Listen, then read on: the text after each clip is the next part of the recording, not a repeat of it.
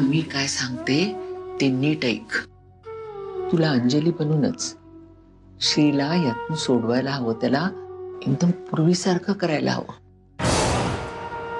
आणि त्यासाठी महत्वाची गोष्ट म्हणजे त्याला पद्मजा या जगात नाहीये हे जाणवून द्यायला हवं. तुम्ही हे सगळं आता दुसरा मार्गच नाहीये ग. त्याला असं वेड्यासारखं वागताना बघून रोज थोडा थोडा जीव तुटण्यापेक्षा एकदाच काय तो निकाल लागला पाहिजे. तुला त्याच्या मनावर बिंबवून द्यायचंय त्याची पद्मजा या जगात नाहीये. मला जमेल हे सगळं? जमेल ग. श्रीवरचं तुझं प्रेम तुझ्याकडून सगळं करून घेईल आणि त्याच्या मनावरचं पद्मजाचं ओझं उतरेल आणि त्याला मान्य होईल ही पद्मजा या जगात नाही. कोणालाही धमक्या देत बसता तुम्ही? यांनी काय केलंय तुमचं? दादू, हे मुली, मी बोलतोय ना, तुला नंतर बघतो. आता आता याच्यासाठी आमच्याशी भांडणार आहेस का तू? ओळखतोस तरी कायला? हो, पद्मजाचा भाऊ आहे. अरे पद्मजाला भाऊच नव्हता रे. ओळख ना पाळख बरीच माहिती दिसते तुम्हाला आमच्याबद्दल. हा पद्मजाचा मानलेला भाऊ आहे, रिक्षा चालवतो आणि माझा खूप चांगला मित्र आहे. अजून काही माहिती हवी आहे? आता आणखीन वेळ घालवून चालणार नाही, नाहीतर एक दिवस असा येईल की ते सगळे साळगावकर आपल्या घरात येऊन ठेपतील आणि आपल्यालाच आपल्या घरातनं बाहेर काढतील. मी बरी अशी होऊ देईन. एवढी साधी भोळी नाही आहे श्यामल. बघ त्यांची कशी वाट लावते ना, तू बघच. घरी कोण कोण असतं? कुठे राहतोस तू? मी अहो इथे जवळच राहतो, स्वागत सोसायटी माहिती असेल तुम्हाला. तिथेच मी, माझे बाबा आणि आई राहतो.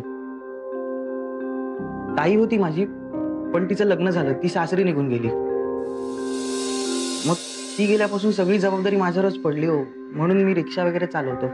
इतक्या लहान वयात तू खूप मोठी जबाबदारी उचलतोयस. पण काय करणार हो, आपल्याला जे हवं असतं ते कधी घडतच नसतं, आणि जे घडतं त्याबद्दल वाईट वाटून घेण्याशिवाय अजून काहीच करू शकत नाही. मी मदत करीन तुला या सगळ्या प्रकारातून बाहेर यायला. हो, काय मदत करणार आहेस? वेळ आल्यावर कळेल तुला. म्हणजे ताई निघतो मी, उशीर होतोय मला. काळजी घे. श्री, अरे शांतपणे विचार कर ना. बघ तुला ओळख पटेल. राजा, आई तुम्ही प्लीज. बस, खूप झालं. आत्ताच्या आत्ता या बाईला या घरातून बाहेर जायला सांग लवकर. श्री, मी तुला सांगितलं ना, मी बघते. तू प्लीज यामध्ये काही बोलू नकोस. आई तुम्ही प्लीज आता इथून जायचं. आता तू माझ्या मुलाशी मला बोलू देणार नाहीस.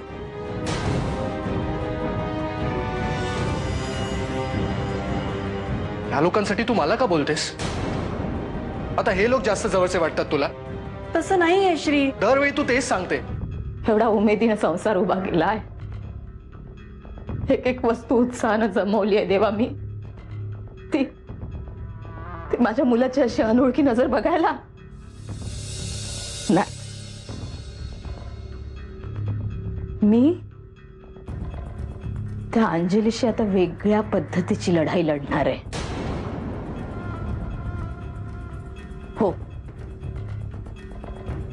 वेगळ्या पद्धतीची.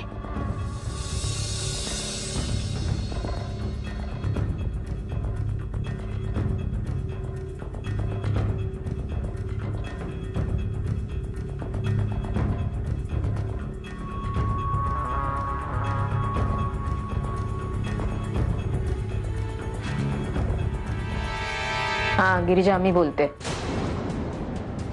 उद्या सकाळी जितक्या लवकर येता येईल तेवढ्या लवकर ये. भेटल्यावर बोलते.